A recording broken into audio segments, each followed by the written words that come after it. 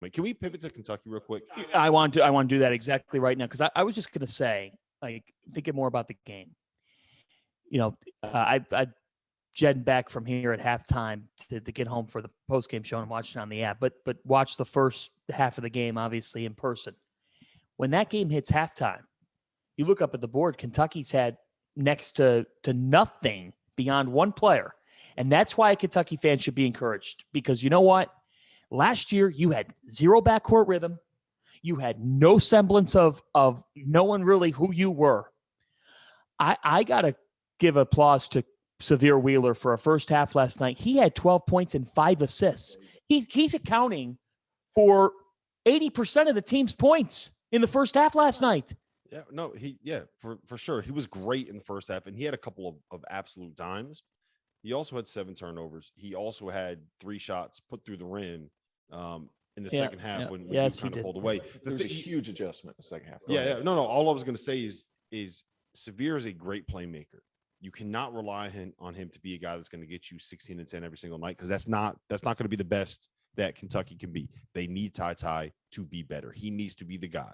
And the biggest thing is they need somebody behind Big Sheeb to step up and be able to contribute. They cannot get their ass kicked the way they got their ass kicked without those guys. Now, to be fair, Paolo, Mark Williams, you're not going to see other guys like that. Those two are incredible. There aren't very many teams like that. But if you look at the best teams in the country, Kofi Coburn, Corky Dickinson, Trevion Williams, and Zach Edey, like they're all Big Ten. Only had 11 bench points, by the way. Kentucky only had 11 bench points. I mean, at the end of the day, I will say this about sorry, go ahead, Sheboy. No, I was just going to say the shooting was there. I thought Keon Brooks played well, and if Ty Washington goes 8 for 14 instead of 3 for 14, this is a game. Kentucky competes, and what we come out here saying is, okay, Kentucky's really good. Duke might just be awesome, and that's kind of the way that I'm looking at it right now. Like Kentucky's probably like a top 10 to 15 team. I think that Duke, what they've proven to us is they have a chance to, like, let me phrase it like this: Kentucky's a second weekend team. Duke is a Final Four team, right? You had a point about Sheboy. Go ahead before I cut you off. No, it wasn't Sheboy. It was Severe Wheeler. Back when I was playing, we played against South Carolina. They had a guy named Devin Downey. And Devin Downey, a lot of people have compared him to him, and they're similar in stature and size and all that. Devin Downey was a better scorer than Wheeler, better shooter all around. But our scouting report going into that game was he's small, we're going to help late. First half, Duke overcommitted to Wheeler. Second half, they're like, we're going to put Wendell Moore on him, and we're just going to let him chase down blocks, and we're going to let Mark Williams help late. And it completely threw Wheeler off his game because he was leaving his feet. He was indecisive. Whenever he got into about 7-8 feet from the bucket, he had a hard time making decisions. Another point, I worry about Ty Washington a little bit more than you guys because he was beasted last night. That's just bottom line. They had bigger, stronger players at Duke. He was getting pushed off his spots. He struggled to score. What does the SEC have? About as much as any other conference in the country. Big, strong wings, whether it be at Arkansas, whether it be at Florida.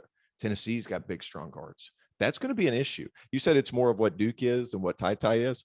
I agree a little bit because Duke is fantastic, especially defensively this year. You can see where Coach K has been there all summer. I mean, it was in the first 5 minutes. You could sit and watch that game and you were like, this team's going to guard this year. This is the first time a Duke team has guarded probably 5-6 years. It's because he had him all summer. But I do worry about Ty Washington because he's so slim, and I don't know that he's going to be able to put on a ton of weight. No, he's not going to be able to put on the weight. But I'm not ready to write off. I'm not writing him off. But he's still going to have a great. He's got it, but he has to learn how to do that. But I mean, Sean Miller made the point last night on the show. It's unfair to put freshmen into a situation like that in the Garden in their first game and take like these overriding opinions on him. So you are 100% correct. He has to be better. I'm willing to still kind of buy the dip, I guess. I'm willing to believe in him and being able to get this thing turned around.